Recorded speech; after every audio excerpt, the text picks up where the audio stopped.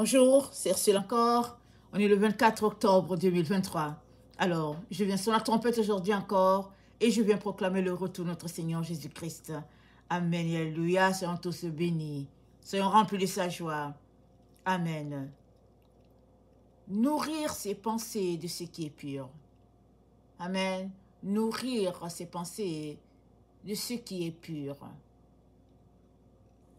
Philippiens 4, le verset 8.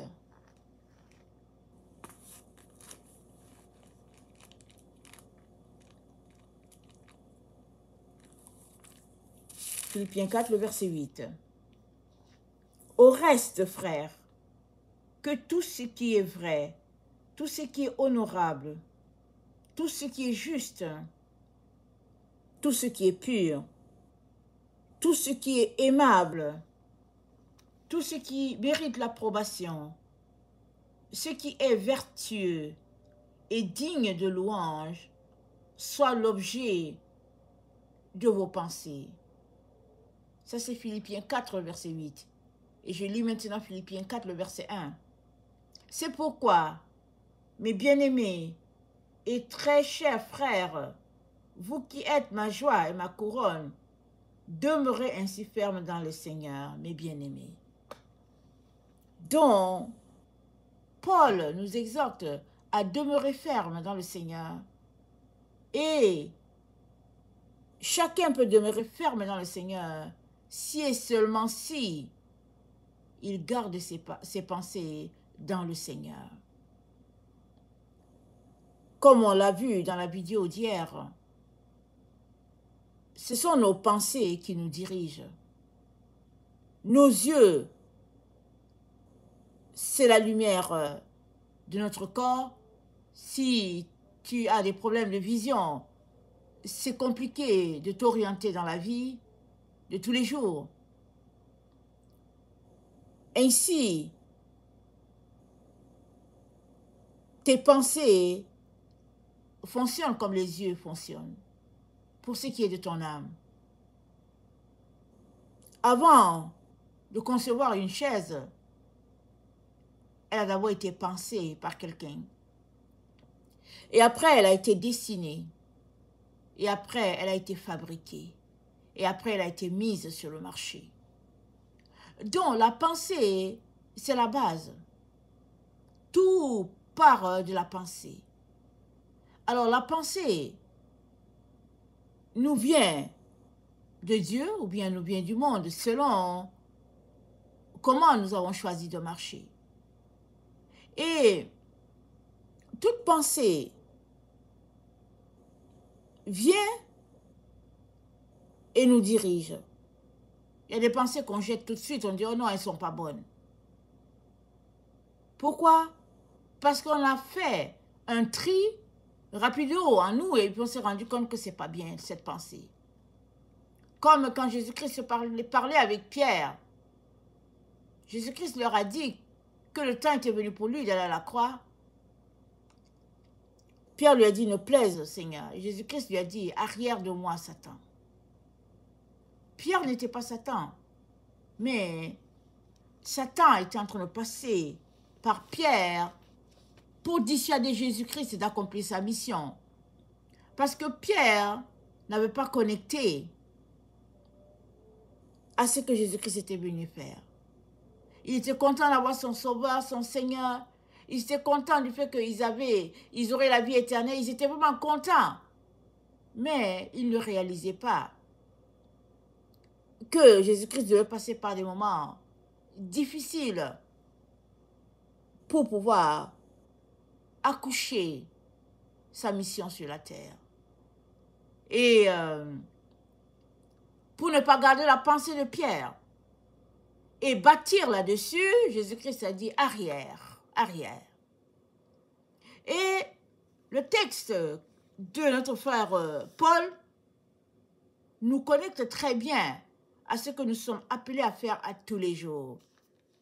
Il nous dit, au reste, frères, sur verset 8 de Philippiens 4, que tout ce qui est honorable, ce qui est vrai, tout ce qui est juste, tout ce qui est pur, tout ce qui est aimable, tout ce qui mérite l'approbation, ce qui est vertueux et digne de loin soit l'objet de tes pensées. Ça veut dire que toute mauvaise pensée doit être refutée par chaque personne qui veut aller de loin avec son salut.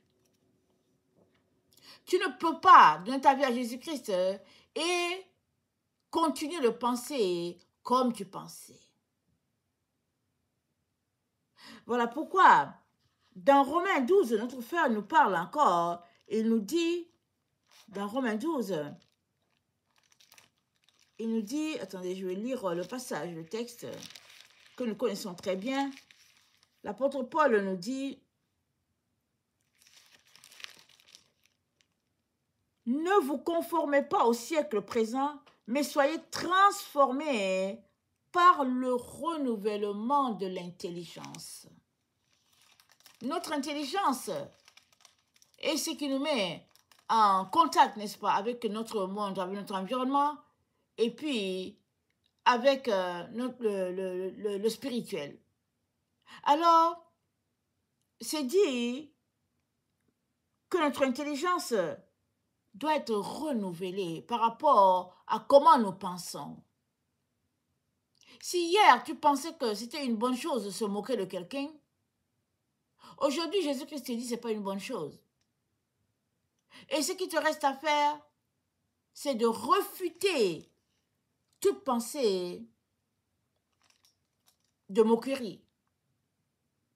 Quand la pensée doit venir, ou bien quand la pensée veut venir, elle veut s'installer, tu dois la refuter pour dire non. À force de faire cela, tu sortiras du rang des moqueurs. Alors, que ce qui est vrai, honorable, juste, pur, aimable, ce qui mérite l'approbation, vertueux et digne de loin soit l'objet de tes pensées. C'est-à-dire, tu as un choix à changer comment tu fonctionnes ou tu as un choix de garder les choses telles qu'elles sont.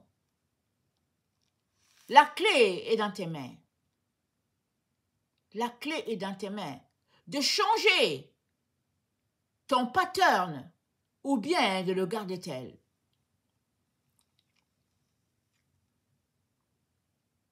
Les personnes qui sont pointées comme des personnes ayant des problèmes de comportement sont des personnes qui, au fait, sont restées soit dans un environnement corrompu, soit eux-mêmes se sont créés cet environnement corrompu en écoutant les personnes dire toujours ce qui est négatif, ce qui est dégradant, ce qui est méprisant, et ils ont enregistré cette manière de faire et ils le font comme ça, de manière persistante.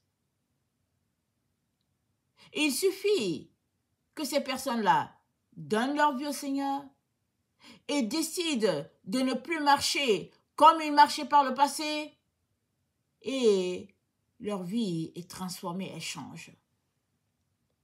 Donc, c'est une décision volontaire de vouloir changer les choses. Et c'est dit quoi? Dans Philippiens 4, le verset 1, c'est dit « Demeurez ainsi ferme dans le Seigneur ».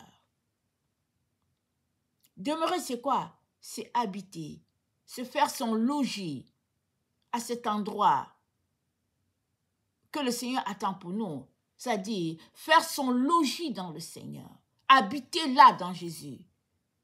Et si tu habites dans Jésus, tu ne peux pas en même temps habiter en Jésus et en même temps mener ta vie dans le doute. Parce que habiter, c'est le doute est exclu.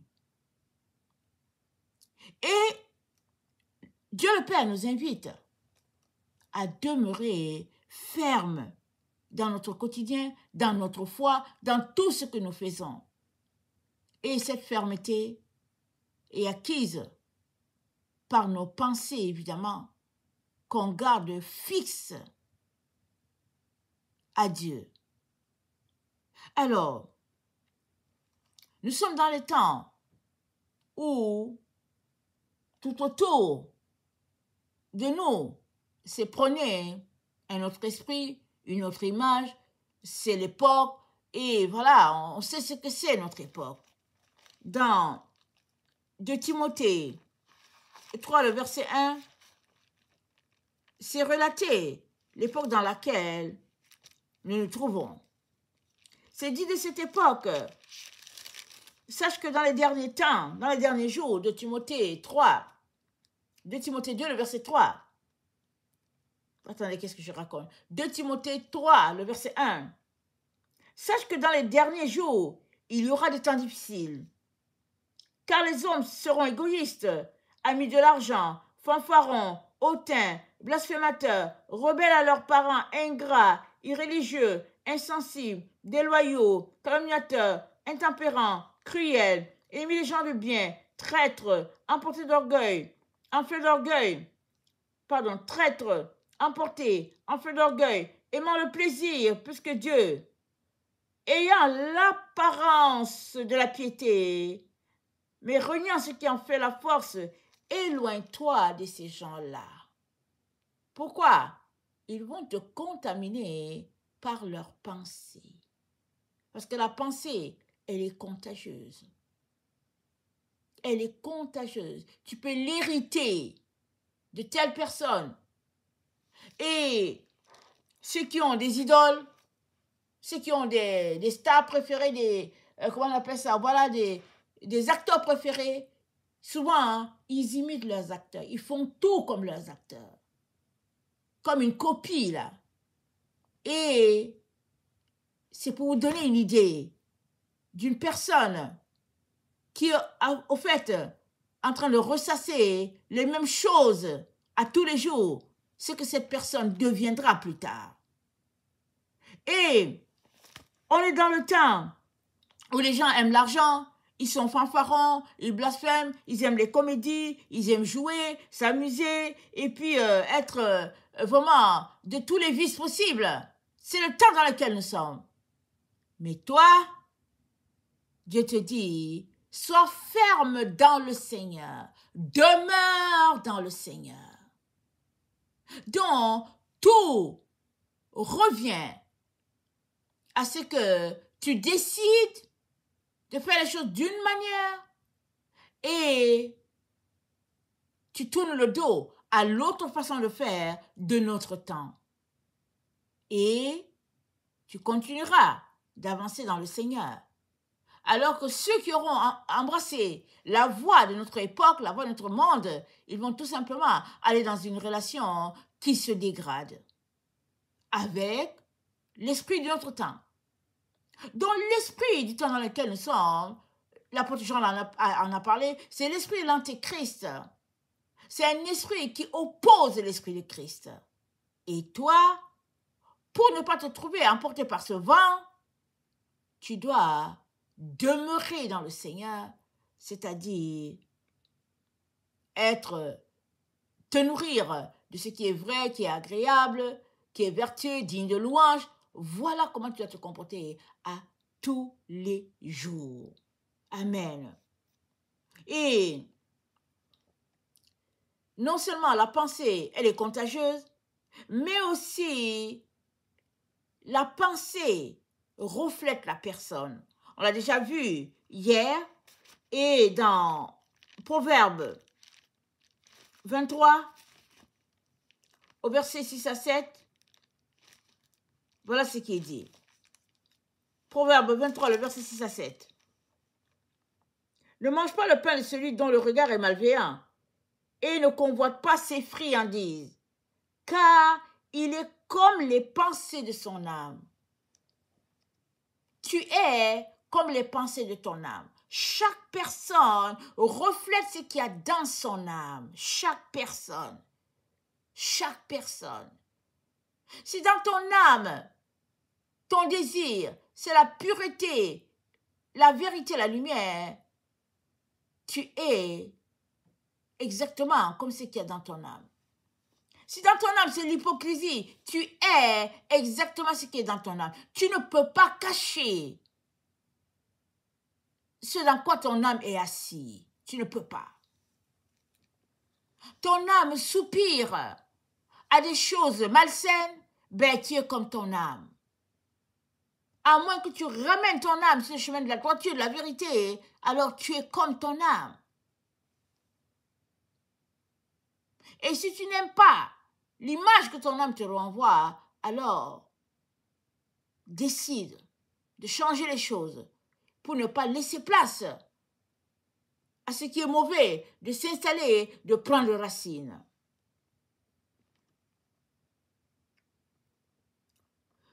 Donc, tu es comme ton âme. Ça veut dire que pour changer, tu dois aller à la racine, c'est-à-dire à la base, c'est-à-dire là où se trouve ton âme.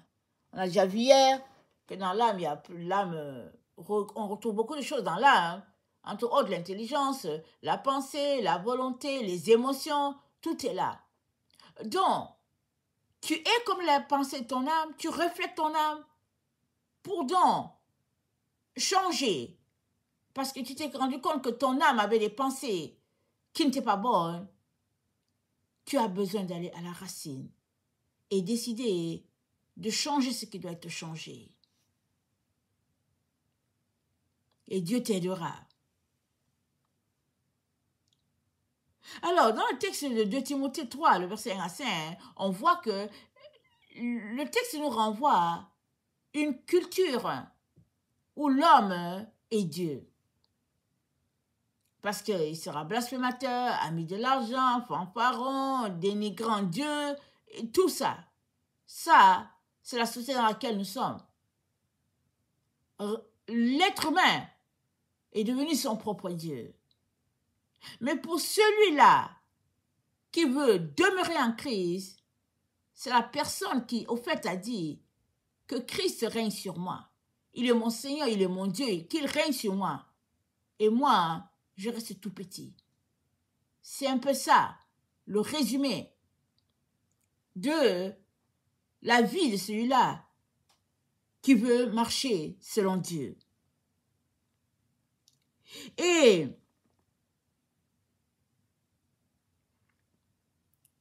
pour que cela soit possible, on a besoin d'acquérir la vérité et vivre de la vérité et vivre par la vérité. Et on l'a déjà vu, la vérité, elle est divine. Elle vient de Christ. Elle ne vient pas du monde. Donc la vérité, elle est unique, elle est absolue. Elle est absolue. Et puis, elle vient de Dieu. Et nous avons vu dans Éphésiens que le fruit de... Attendez, il faut que je cite ça bien. Allons-y dans Éphésiens 4. Dans Éphésiens 4, c'est dit, le fruit de la lumière consiste en toutes sortes de justice, de vérité et de bonté. Tu es un enfant de lumière? Ça veut dire que le fruit qui vient de toi, ce n'est pas un fruit de ténèbres, c'est un fruit de lumière. Et le fruit de lumière a 3 composantes, la justice, la bonté et la vérité. Voilà comment un enfant de Dieu marche à tous les jours, sachant que celui-là qui l'a sauvé vit en lui et celui-là qui vit en toi reflète lumière, reflète bonté, justice et vérité. Ces 3 éléments doivent être trouvés en toi. Et c'est dit dans Proverbe 23, acquiert la vérité et ne la vend pas. Acquiert la sagesse, l'instruction et l'intelligence. Ce n'est que comme ça que tu peux marcher de manière à plaire à Dieu. Parce que tes pensées, c'est ce qui te dirige. Et à la base, tu dois retourner pour pouvoir fixer ou bien établir les choses selon ce que Dieu attend de toi.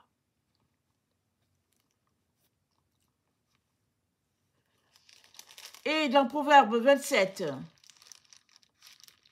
le verset 19, voilà ce qui est dit. Comme dans l'eau le visage répond au visage, ainsi le cœur de l'homme répond au cœur de l'homme. Amen.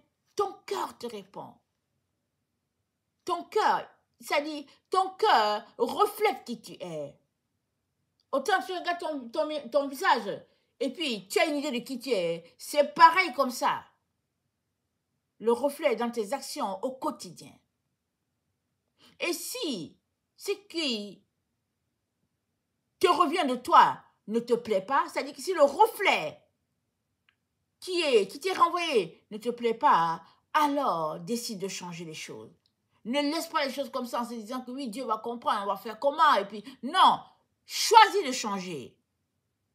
C'est-à-dire, choisis de poser des actions qui envoient le changement.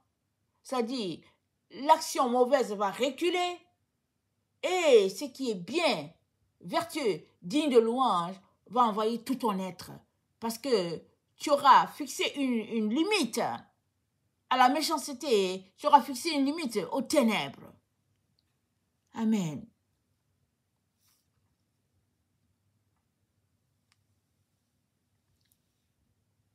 Tu es donc appelé, ou bien tu es responsable d'ôter de ton chemin toutes ces choses qui te bloquent et qui t'empêchent d'aller plus loin. Tu en es responsable. Maintenant, qu'est-ce qui est prioritaire pour toi? Parce que si sauver ton âme, ce n'est pas prioritaire, alors il y a un problème. Parce que sauver ton âme, c'est la chose la plus importante. Voilà pourquoi tu dois y travailler. Matin, midi, soir, tu dois revenir dessus, t'assurer que tu es en train de faire les choses comme Dieu attend de toi. Et dans Romains 10,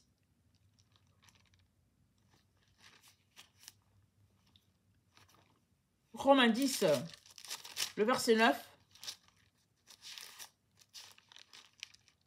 voilà ce qui est dit.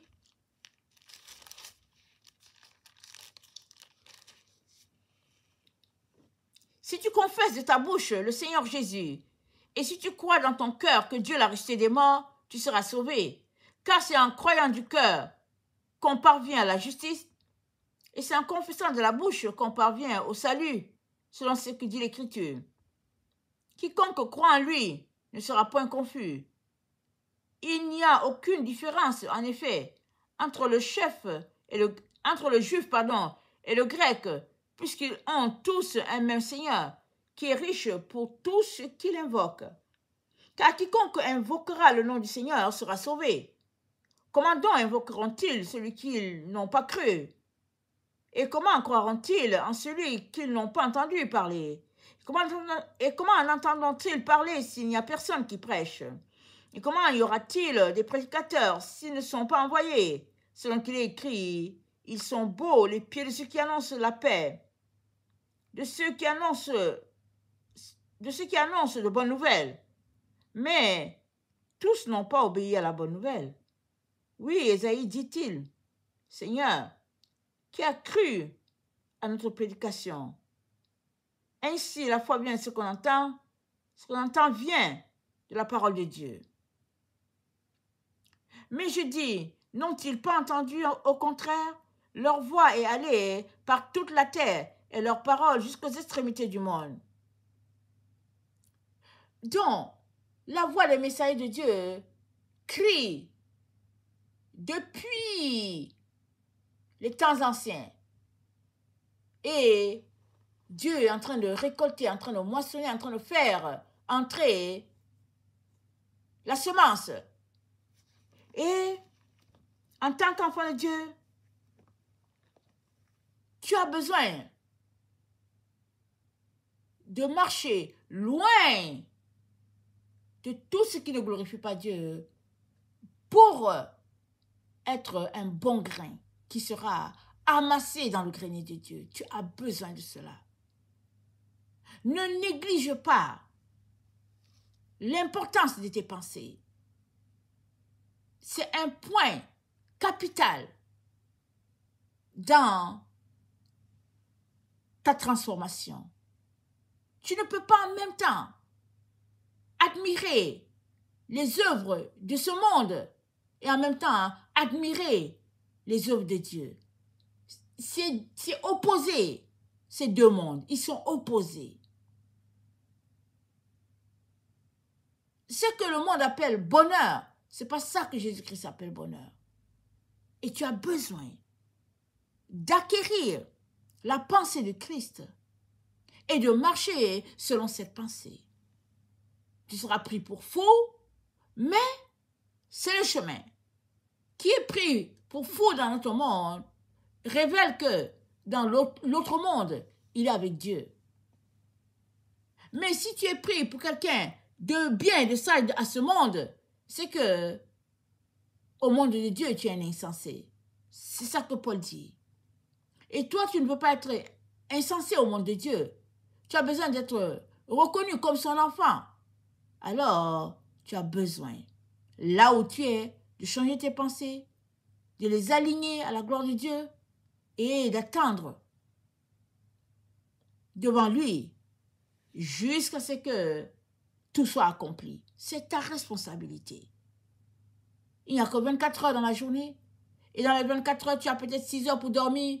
Alors, 6 heures pour vaquer à tes occupations. Ton travail peut-être. Alors, regarde, quand tu finis par additionner tout, tu vas voir qu'il te reste très peu de temps pour divaguer. Voilà pourquoi il est important que tu prennes le temps, que tu dégages du temps, que tu mettes Dieu prioritaire afin d'asseoir ton éternité. Que le Seigneur bénisse sa parole. Maranatha, Jésus revient. Amen et alléluia. Sont tous bénis. Amen.